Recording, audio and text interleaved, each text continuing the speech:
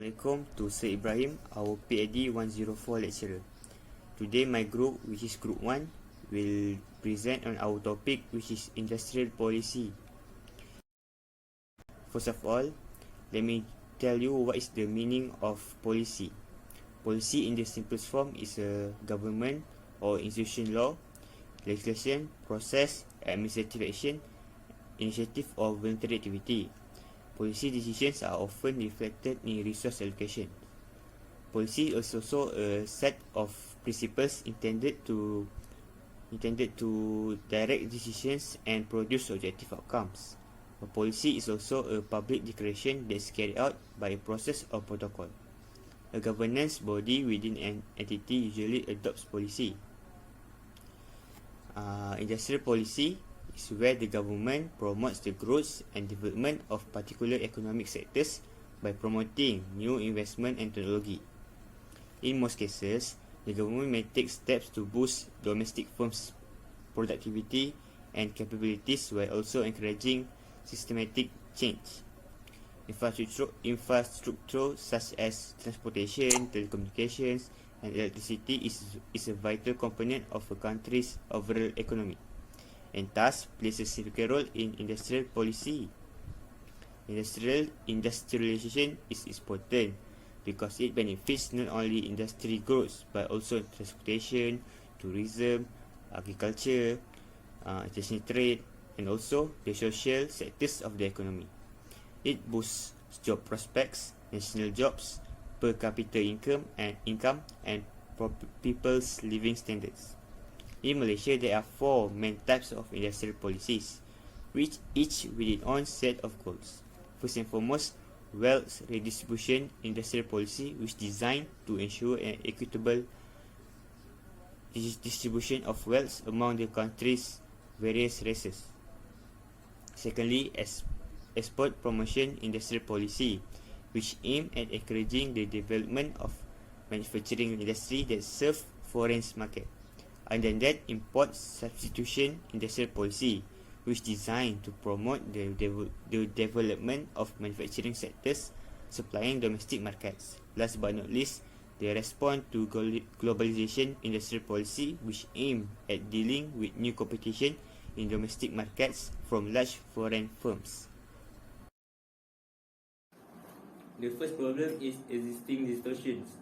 The analytical argument for industrial policies is focused on the premise that there is a market deficiency preventing industrialization, and that government action, such as subsidy, is needed to correct the failure.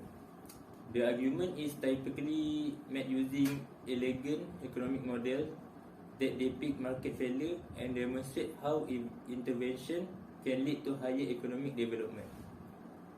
The second problem in industrial policy is political capture. Aside from the analytical issue, another common issue is that industrial policies are too easily captured by politically influential interests, who then exploit them for their own end rather than systemic change. This problem happens in industrial policy not only in Malaysia but also in other countries. That shows how big this problem in industrial policy. The next problem in industrial policy is firms, not sector. Traditionally, industrial policy has target specific sector. The debate about picking winners based on any variant of competitive advantage typically revolves around which industry should be given special treatment. Sector, on the other hand, do not trade, firms do. The main objective of the industrial policy is to augment industrial production of the country. It encourages the rapid development of industries and the expansion of economy. One of the economic contributors of Malaysia is from the industrial policy. The industrial policy also has many goals in the policy. The first one is the development of natural resource. The industrial policy aids in the complete use of the country's natural resource. It aids in the proper identification, collection, and use of resource. It makes it easier for the country's national income to rise. The next goal The next goals of the industrial policy are balanced regional development. The industrial policy help in balanced regional development of the country. The industrial policy may include provisions for providing facilities or concessions for the rapid development of the country's industrial backward areas and regions.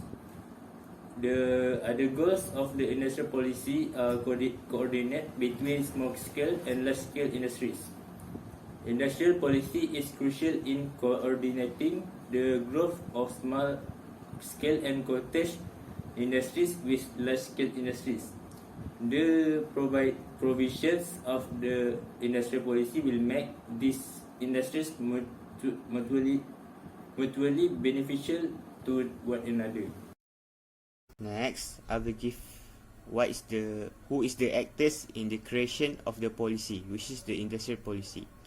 Malaysia has progressed significantly in terms of industrial relations and economic growth since its independence in 1957. According to preliminary estimates, per capita GDP reached 4,930 in 2005, with manufactured goods accounting for 84% of total export. Malaysia has effectively transitioned from a primary commodity-based economy to an upper middle income developed nation with a population of 26 million people. The main actor in the creation of industrial policy in Malaysia is Tun Dr. Mahathir. Tun Dr. Mahathir came to power in 1981 and under the reactionary pressures of the early 1980s, implemented an aggressive industrial policy. The Look East policy was implemented, as well as heavy industrialization, including automobiles. Malaysia benefited greatly from currency appreciation, which began in 1985, in absorbing manufacturing FDI and transforming itself into world's leading electronic exporter. Thus, in 1986, policymakers have turned their focus away from social justice and towards wealth formation. The Bumiputra policy was gradually eased and more pro-market, upward-oriented policies were implemented. Industrial Master Plan IMP1, which ran from 1996 to 1995, laid the groundwork for manufacturing industry and encouraged the production of natural resources rather than selling them in the natural state. Industrial Master Plan 2 IMP2, which ran from 1996 to 2005, attempted to expand manufacturing capacity through the cluster-based industrial growth and manufacturing plus strategies. The new industrial plan IMP3 for 2006 until 2020 is expected to expand the reach even further, in including facilities and practical goals such as SMEs, HRD, marketing, logistics, and so on. Lastly, Tun Dr. Mahathir finally introduced the Fourth Industrial Revolution, also known as Industry 4.0 or Industry 4 WRD. Government assistance will now take the form of competition through the public-private partnerships and investment-friendly taxes, according to the industrial policy blueprint. The policy is intended to resolve a long-standing problem, such as how a country like Malaysia can break free from its middle-income status and become a first-world country. Since 2010, Malaysia's skilled labour has decreased as a percentage of the population, falling 1 percentage point to 18% last year. By 2025, the government plans to almost double the number of skilled employees in the manufacturing sector, from 80% to 35%. Other policy proposals include sourcing government lead, describing government processes and private funds, are also implementing high-speed broadband across the country, particularly in industrial areas. So Malaysia has an industrial policy to create jobs for its citizens, as well as a national industrial development strategy which forms the basis of the country's economic growth. Malaysia has good relations with all the countries such as Japan, South Korea, and Australia through trade and investment. Countries such as China, Japan, and Singapore are Malaysia's top sources of imports for petroleum and liquefied natural gas. These factors are essential to ensure Malaysia remains an attractive place for both foreign investors and expatriates. Okay, the next point is evolution on the effectiveness of the policies using SWOT analysis. Okay, for the first is S, strength.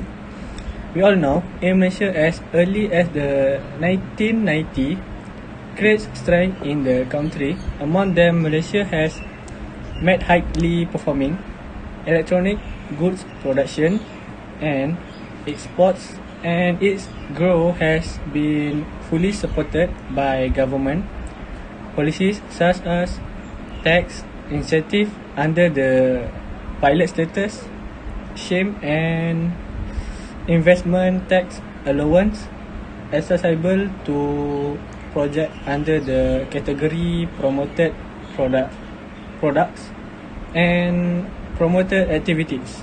The Malaysian government also play an important role in promoting the establishment of the international procurement centers, which local companies comprising local or foreign owners. Okay, the second point is weaknesses. Furthermore, the industry in Malaysia also suffer the weaknesses such as having an unavoidable shortage as the workforce consists of diploma holders and trained technicians. To the sector loses its competitive advantage in labour. Intensive manufacturing, processing and testing due to lack of policies and skill growth. Okay, the third point is O. That means opportunities. In addition, among the opportunities gained from the electronics industry is the high demand for electronics industries such as semiconductor, solar panel and light diodes market. Opportunities focus on supply chain strengthening and original design manufacture in Malaysia, especially in the RFID industry. Okay, for the last point is T. That means threat. Okay, last but not least, in the manufacturing industry as well, Malaysia gets a threat from Malaysian's E&E sector. Is also well received as the biggest competitor in ASEAN, including China, which is known as a strong threat in the world factory industry. According to a World Bank survey, Malaysian and China are becoming more competitive in their export markets. 1 in 011, China treat 59% of Malaysians exports to the EU, compared to around 31% in 2000. Because of the concentration is assembly, the added benefit is smaller. Thank you. Based on the evaluation on the effectiveness of the policy, here are some recommendations or initiatives that need to be taken. First, to spread and make more sectors in Malaysia's industry. Malaysia and China are becoming more competitive in the export markets, therefore, there will be a need of new body to oversee competition-related concerns. Second one is that there is too many assumptions could stifle market control and expose it to regulatory capture. Current industrial and socio-economic policies such as bank consolidation can interfere with competition policy. The last one is that to focus it on actions rather than market structure. Okay, the last is conclusions. Indonesian and Malaysian are two developed countries that are avoided the resource cost by maintaining a solid development rate over the last 3 decades. They are now confronted with the difficulty of escaping the middle income trap. While the two countries share several similarities, they vary in their industrial policy and national growth strategy. Besides that, this study aims to show how Malaysian and Indonesian overcome the resource cost by contrasting past national growth planning and industrial policies. This research also describes how current problems in Indonesian and Malaysian affects national development planning in order to achieve greener growth. This paper argues that government policies efficiency in achieving sustainable growth and optimizing national resource using is dependent not just on development planning but also on policy continuity, alignment and execution. Okay, so that's all